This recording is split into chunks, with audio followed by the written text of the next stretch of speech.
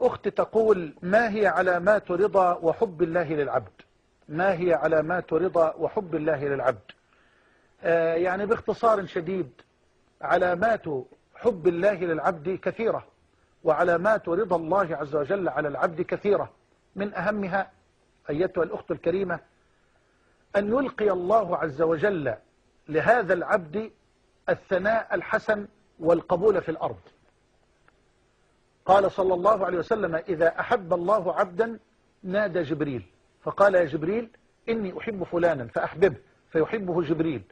ثم ينادي جبريل في أهل السماء: يا أهل السماء إن الله يحب فلانا فأحبوه، فيحبه أهل السماء.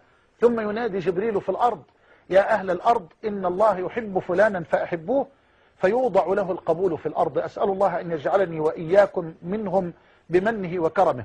فهذه علامة. أيضا من علامات حب الله للعبد أن يكثر العبد من النوافل. هذه لطيفة قد لا ينتبه إليها كثير من الناس. من علامات حب الله للعبد أن يكثر العبد من النوافل، أي أن يوفق الله العبد للإكثار من النوافل.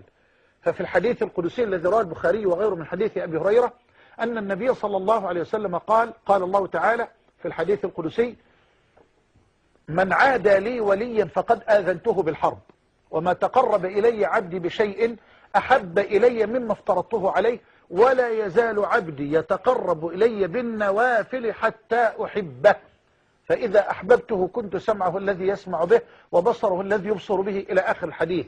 ومن علامات رضا الله تبارك وتعالى أيضا على العبد أن يوفق العبد للطاعة وأن يثبت عليها وأن ينتقل من طاعة إلى طاعة. فالخير لا يأتي بالشر، وإنما لا يأتي الخير إلا بالخير. أكرر: من علامات رضا الله جل وعلا على العبد أن يثبت الله العبد على الطاعة، وأن ينتقل العبد من طاعة إلى طاعة، ومن خير إلى خير. فالخير لا يأتي بشر، وإنما لا يأتي الخير إلا بالخير.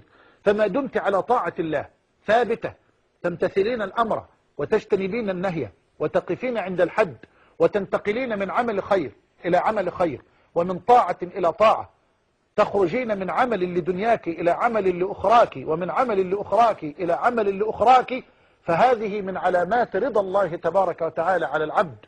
وأسأل الله سبحانه وتعالى أن يثبتنا وإياكم على الحق، وأن يرضى عنا وعنكم بمنه وكرمه، إنه ولي ذلك والقادر عليه.